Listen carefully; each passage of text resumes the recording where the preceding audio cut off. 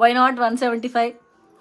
పులివెందల పులి సింహం సింగిల్గా వస్తాడు, అన్నని ఓడించాలంటే మళ్ళీ అన్నే పుట్టాలి అని మాట్లాడిన ఎలివేషన్లు మీరు మర్చిపోయారేమో కానీ మేము మర్చిపోలేదు. ఈరోజు అవకాశం దొరికింది కాబట్టి గిచ్చుతున్నానని మాత్రం అనుకోకండి. అధికారం అనేది ఒక ఆభరణం కాదు.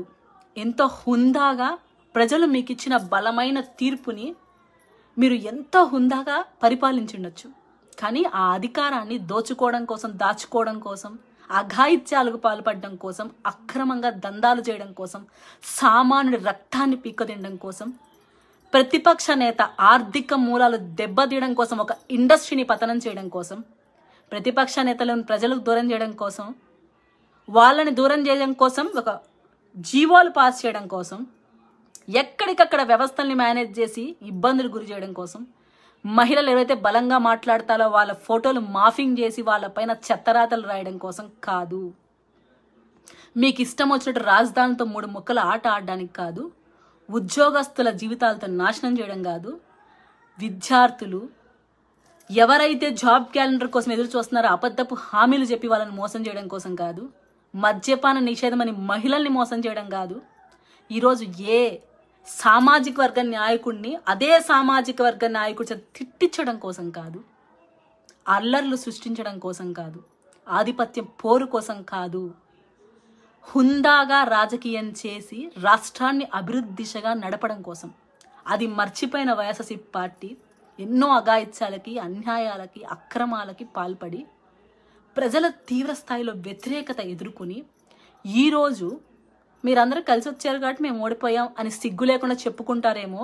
మరి ఎంత ఘోరమైన పరాపజయం ఎదురవుతుందని ఎవరు ఊహించి ఉండరు. అంటే ఎంత బాధ, ఎంత ఆక్రందన సామాన్యుల్లో ఉందో అర్థం చేసుకోండి. దానికి కారకులు మీరే.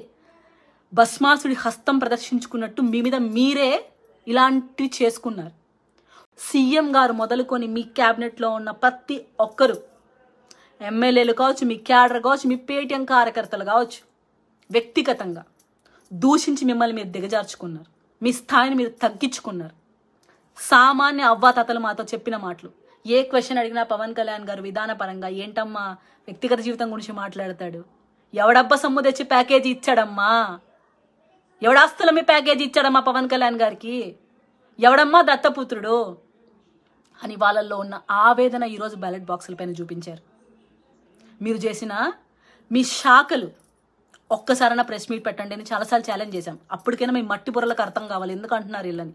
ఆ శాఖలపైన అవగాహన లేకుండా, వాటి అభివృద్ధి గురించి ఆలోచించకుండా, ఎక్కడ 5 లక్షల కమిషన్ వస్తుందా, ఎక్కడ 10 లక్షల కమిషన్ వస్తుందా, చేపల కొట్లు పెడదాం, మటన్ కొట్లు పెడదామా అని ఆలోచించి దిక్కుమాల డాన్సులు వేసుకుంటూ, ఆ రోజా గారు ఒక పక్క, అమర్నాథ్ అందగాడు ఒక పక్క, ఈరోజు పతనానికి నాందయ్యారు. కానీ ప్రజలకైతే ప్రత్యేకంగా థ్యాంక్ యూ చెప్పాలి. నిజంగా ఇంత చక్కటి తీర్పు ఇచ్చారంటే, మిమ్మల్ని ఇబ్బంది పెట్టిన వాళ్ళని మాకన్నా మీరు బాగా గుర్తుపెట్టుకుని తీర్పు ఇచ్చారు. అఖండ మెజారిటీ.